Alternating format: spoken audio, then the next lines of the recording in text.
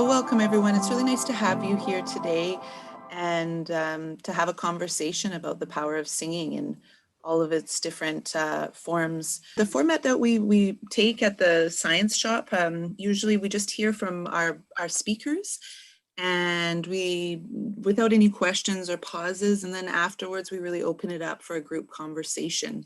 So today we're going to hear first from Barbara Lewis, and then afterwards from Louise, Jack, and Anne Caines from RECA. So I'll start off by introducing Barbara Lewis, and once she's done talking, then we can introduce Anne and Louise. So Barbara is a singer, a speaker, an inspirational vocal coach. And like I said, she was the one that came up with the title of The Power of Singing to Wake Up Your Life. So we'll start off hearing from you, Barbara. Go ahead. Thank you. All yours. Thank you. Really a pleasure to be here, and it's such fun to hear people talk about their experiences with singing. And when you say that you can't sing or that you have an awful voice, I want to say no, it's just not true.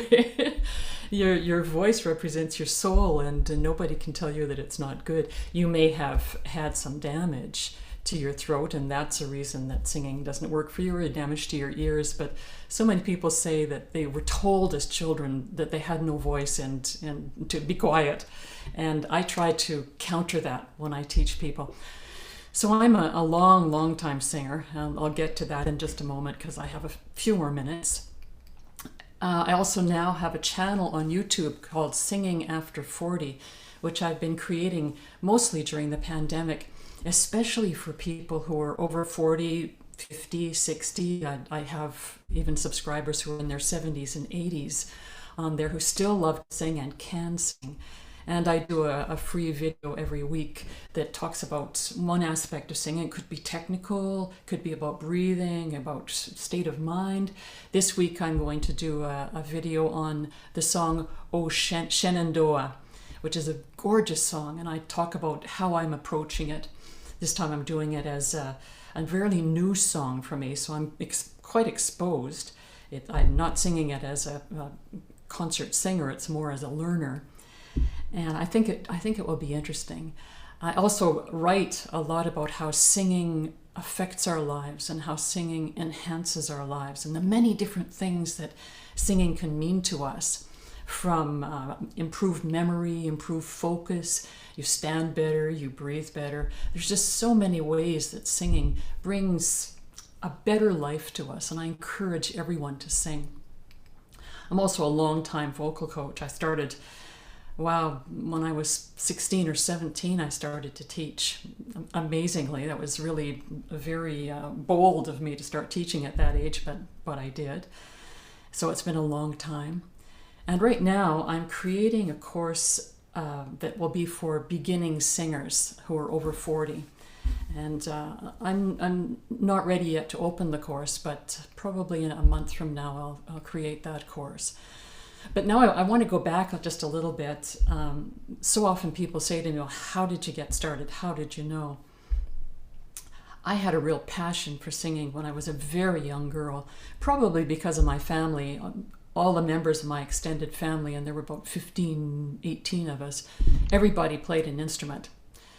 And there was one person who sang. My aunt was a very good singer. And I knew way back then, when I was 7, that I was dying to sing.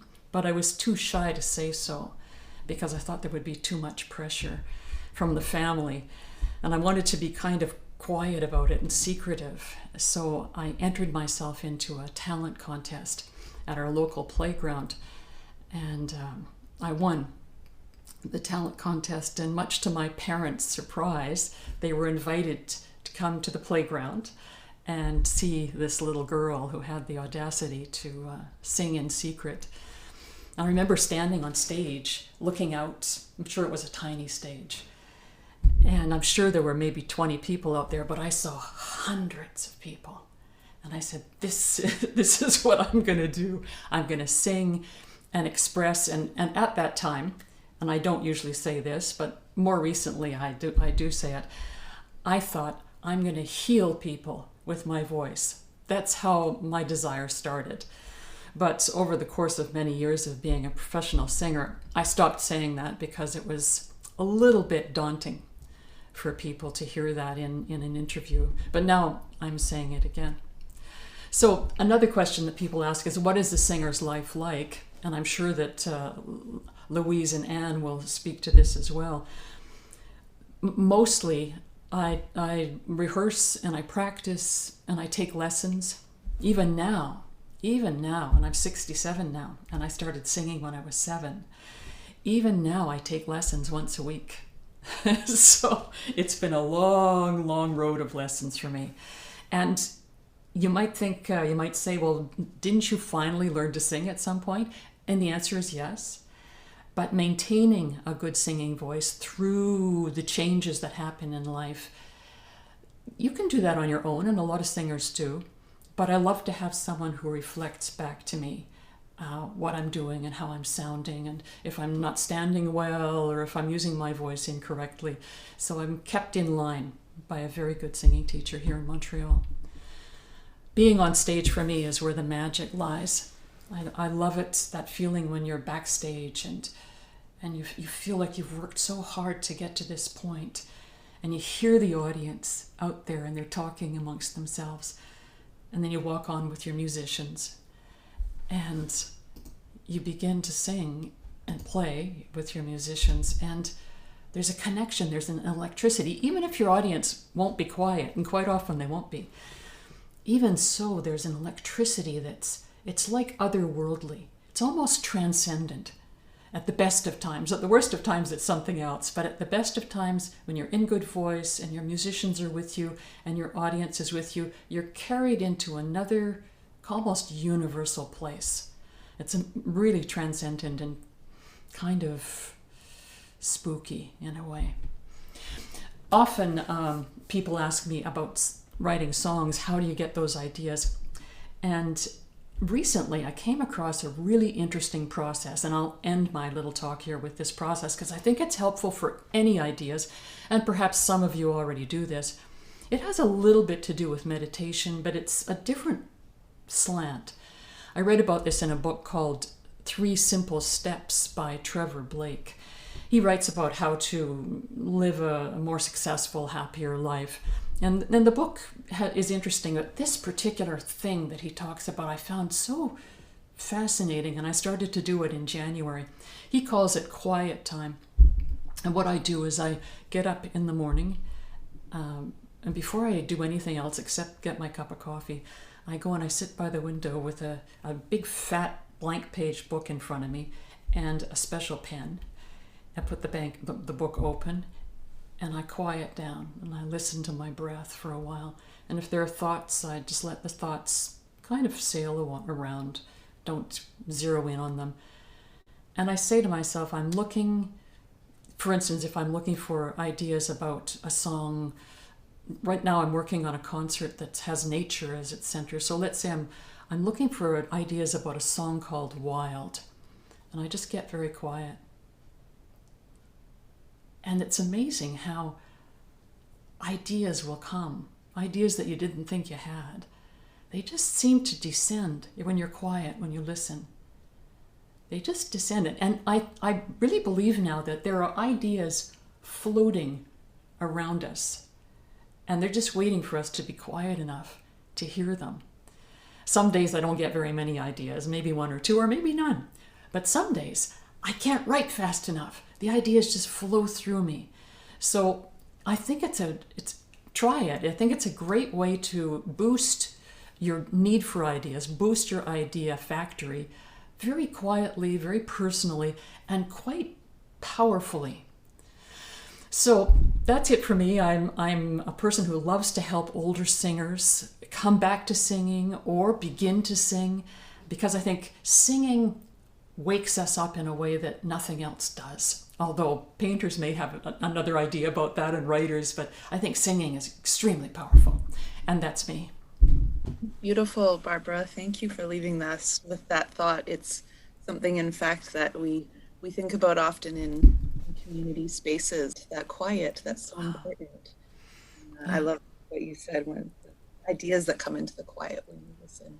yeah, I'm quite surprised by the number of ideas that seem to be hovering around in the air. I think it's endless, really. I think it's endless, and we just have to be, or I'll speak for myself, I have to get quiet enough to hear what's there. Well said. Thank you so much, Thank you. Barbara, It's a joy. to have you join in our conversation after. But next we'll go to Anne Caines and Louise Jack. They are singers and active community members and members of RECA, Respecting Elders, Communities Against Abuse. So the RECA choir, as I've been told, was started in 2019. And we're going to hear from these two ladies more about that experience. Okay. Well, my name is Louise Jack, and I'm from the island of St. Vincent, Grenadines, where the volcano is being active now. And my singing career started, I guess, my mother told me, and I'm an Anglican, is when they took me to be baptized. And every time the minister was speaking, I would make a noise. Every time the organ was singing, I would just put an air that said and keep very quiet. But I think I disappointed my mother because I did not like singing as such. I like comedian songs, those type of songs. But you know, the background is from the colonial days, the British with their straight songs and so. But I like the camp songs. So usually, and up to today, before the COVID, with the groups I was involved in, that's the type of songs, jovial songs or so, I'll get involved in. Well, leaving St. Vincent, in Canada, I continued. My mother was a piano teacher also, and my father, they were both musical. So this is going down the ages, but as a teenager, you want to steady with these things.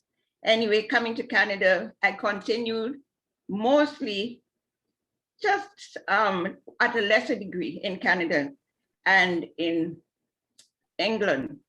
Furthering my studies, I got involved in different groups. One was the nursing group. And then I came back here to Canada and got involved, I think about 6 different groups in the church also. But singing, I sing with a group, not by myself alone, because I cannot keep a tune at times to myself, you know, but I'll have fun doing these things, just singing away. And especially singing in the bathroom and everywhere, anywhere I can. So my singing career is still going on, and it took me to RECA. When Anne started she said, let's do a singing project, and I was great. I was always behind her with this singing project, and it's fun. And especially in this COVID, it connects us together, and we have fun learning each other songs from countries because we're a multicultural group. Maybe have time, I might sing a song from in regards to the camp song for Soufre, La Soufre. There's a dialect certain because La Soufre was no ground where we would go camping in the holidays. So there's a song there about it. That's it. Thanks for having me. I'll continue a little bit because I think RECA has a choir. We call ourselves the RECA choir, as you said, and we became a choir in 2019. But I have to tell you, I don't know if you can hear me because I seem very soft right now. RECA means Resource Ethnoculturelle contre l'abus envers les aînés. But in English, we say respecting elders, communities against abuse. It's a very heavy topic for us to be involved in. But as elders who've been working everyone's welcome to help us create a culture of respect for elders. If you do that, create a culture for everyone. But we use theater, in-person theater. And because the subject has two sides to it, the dark side and the positive side of working in a positive direction. How do we also create a community for ourselves that makes us feel good? Because we have a lot of stories. We also come from the cultural communities of Montreal.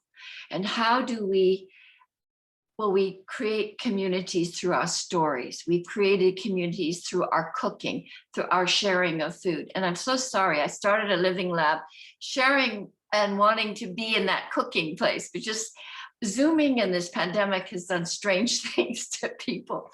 Anyway, to make a long story short, I have known that Louise plays for her church, does the organ, does the piano, and is very involved in music. And I said, Louise, we are going to do something. We are going to sing. We didn't have all these musicians. So we're very happy we were able to get someone who is our choir directress or director. So we've been singing together. And like all of you, everyone came and the first thing we said to each other is, but I really don't know how to sing. I really don't have a voice.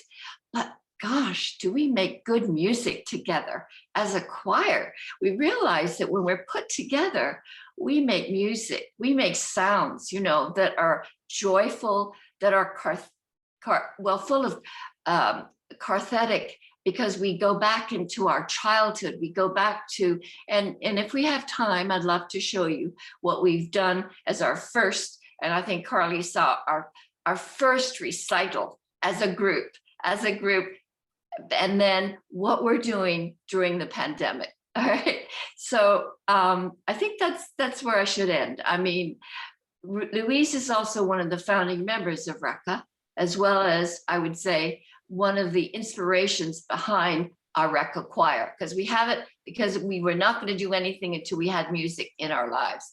And it has made a huge difference for us during this pandemic, especially. Would you like to show the excerpts that you and I spoke about earlier from the choir? Sure. And then how we sound when you first heard us. You'll see, for everybody here who says they don't have a voice, but they want to sing, all right? We were just like you. We sang in the bathroom. In the pandemic, we got brave enough because of the way Zoom works to actually sing to each other with our own voices at first. And now we just feel at ease that we can do this together, independent, as individuals. This is the first time we're going to be showing you apart from RECA. It's part of what the participatory nature of our music on Zoom has been and what we're working on now.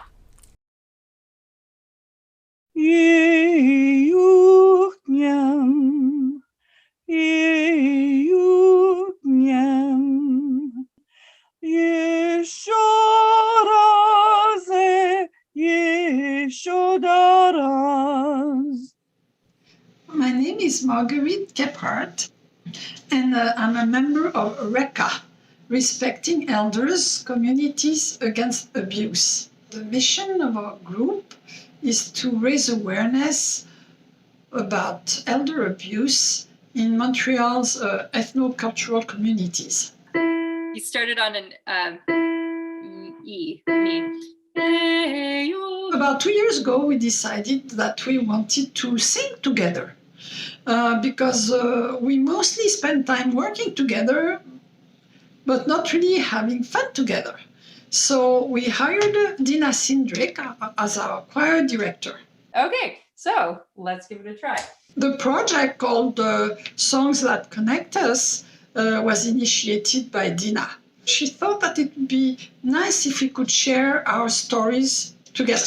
She interviewed us to ask us about the song. What it means to you, what it reminds you of, where you first heard it, who sang it, how did it feel when they would sing it, or if you sang it with them. Just the first couple of sentences, which is gracias a la vida que me ha dado tanto. Thank you to life who has given me so much. The Volga Boat song is the song of the Volga boatmen and how hard they worked. And whenever she had to do her laundry, she'd sing that song. The title of the song is El pueblo unido jamás será vencido. You're leaving this life, you're leaving this country, you're going to another life, another country. ¿Qué será de la mia vida? Means, what will be of my life? Will it be good? Will it be bad? But I promise you, I will be back. The song stays with me and it follows me around. It's a very beautiful song. I want to cry. It's so powerful. The first two lyrics are already like straight into the heart of, yes. Thank you. I feel like in my heart I'm rich because I know you and I know a lot of beautiful people, you know, and that really warms up my heart when I hear that song. Between that choir rehearsal and the next one, she sent everyone the song. No, it's not it. And if she could find one, a recording of the song.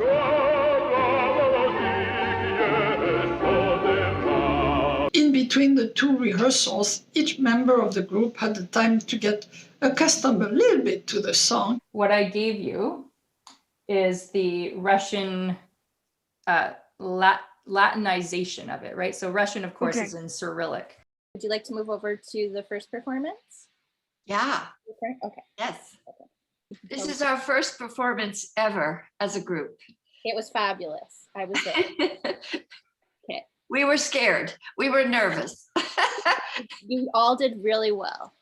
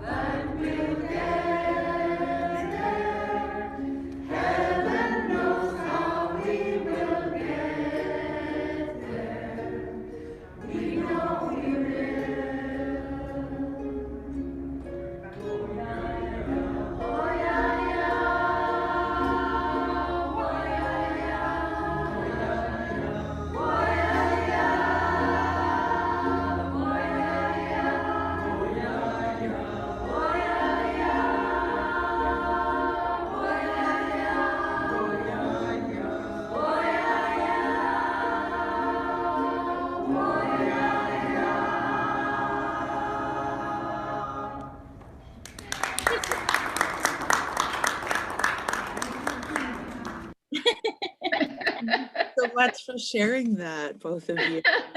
It was so touching, really. Thank you so much. Louise, Go did ahead, you Carly. wanna, did you Yes, want to Carly? did you want to sing your song? Oh, Only if you want to. all right. I'll try. Okay. Now, this song, as I told you, it's going up the mountain, La Soufre, but the dialect, you'll hear me singing in a dialect. And this is because one of the girls, she went on this picnic, and while she was visiting the lake, somebody stole her food. So she said she's not going back, and it happened on Easter Day. So she said she's not going back because it will remind her of what happened, the incident that happened. But this is in dialect, so I'll try this thing. Said, "Me nah go back a soufre, me nah go back a soufre, me nah go back a soufre. Them thief out me food up there. Me nah go back a soufre. Last Easter me been to go, and if me ever go back, it's because me remember so." And it's sort of a like, I don't know. You wouldn't me now go back to Soufre means I would never go back to Soufre. And them thief out me food up there, meaning they stole my food on that day. And then she says, "I'm not going back because last Easter, me been going, last Easter I was there. And if I ever go back, it is because it is because remember so, it is because I will remember what happened." So that song has to go in. Because it's comical, more comical, you know. It's comical, but it's also because St. Vincent has had a volcano explosion. Yes, it's erupting. And that's why we said to Louise, this is the song. People relate to the volcano. They do things and you can't go back. I mean, it may sound a happy song, but it's quite sad. Yeah. Because the future is still Really literally gray. Yes. Thank you. And someone had mentioned, you know, that community gets built through storytelling, and I think you said that. And you're right, this song is so powerful in this moment for that reason as well. With the volcano, I want to open the floor up to everyone, and thank you so much, Anne and Barbara and Louise, for inspiring our conversation today. So feel free to ask or share any thoughts you're having, and just join in the conversation. So I'll turn the floor over to you all. I guess I could just say that I thought that the singing together, well, first of all, the video of the process of learning songs and hearing about songs and your director talking about what you're doing, I found that very, very touching. It's particularly in this year of the pandemic when people can't get together, you made a way for yourselves to experience a kind of a profound communication with one another. I was very, very touched. And seeing your performance was really, really joyful too. And hearing you sing, Louise, thank you. There's amazing how resilient people can be, that you can sing in the face of a lot of tragedy. And I think that saves us in many ways, to be able to sing when things are awful and when they're wonderful. Thank you. And thanks for letting me be here. It's a real treat. First of all, thank you so much for letting our music come in, because every time I hear it, it moves us. We're very surprised that we can sing like that. That's the first thing. And so it gives us more self-confidence, as I was going to say. And also, Barbara, what you hadn't heard was that before we start every talking and jazzing with each other, we do a lot of breathing. We do a lot of pronunciation of how, if you're going to sing a song, how words come out differently. They may sound differently when you're speaking to when you're singing. So we have really learned so much more than what we thought we would be doing, just singing together.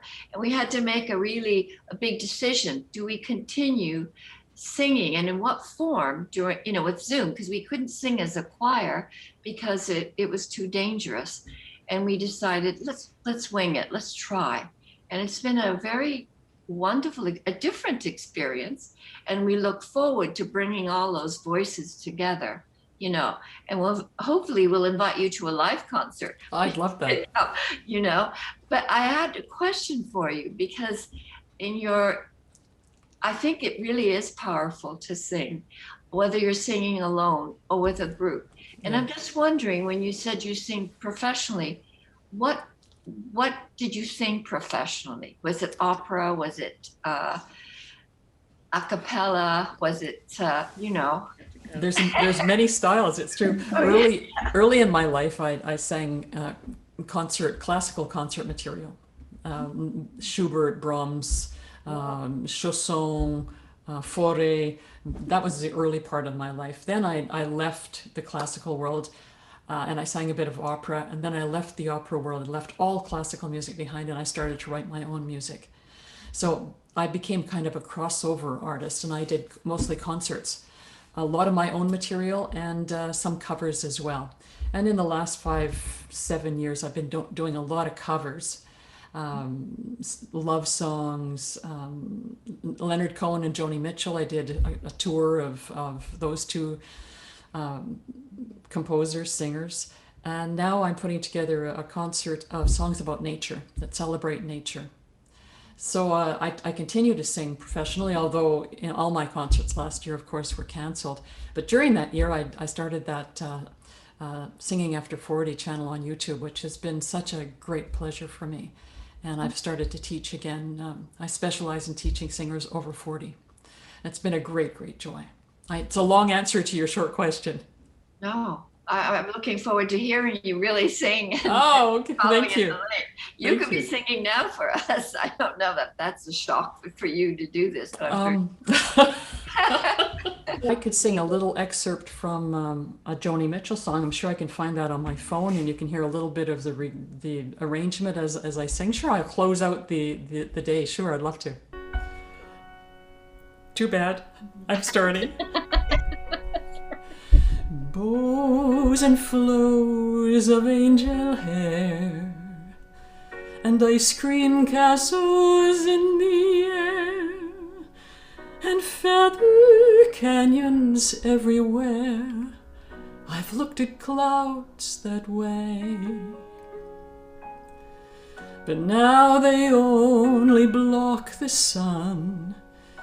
They rain and snow on everyone. So many things I would have done, but clouds got in my way. I've looked at clouds from both sides now, from up and down, still somehow it's clouds' illusions I recall. I really don't know clouds. I don't know clouds at all. Is that enough? Moons and Junes and Ferris wheels, that dizzy dancing way you feel as every fairy tale comes real. I've looked at love that way, but now it's just another show. You leave 'em laughing when you go, and if you care, don't let them know. Don't give yourself away. I've looked at love from both sides now, from give and take, still somehow it's clouds' illusions I recall. I really don't know love. I don't know love at all. Now there's an instrumental. Do you still want to stick with this? Or should we end this? We have one more verse. I could stop now. No. Here we go. Last verse. Tears and fears and feeling proud to say I love you right out loud.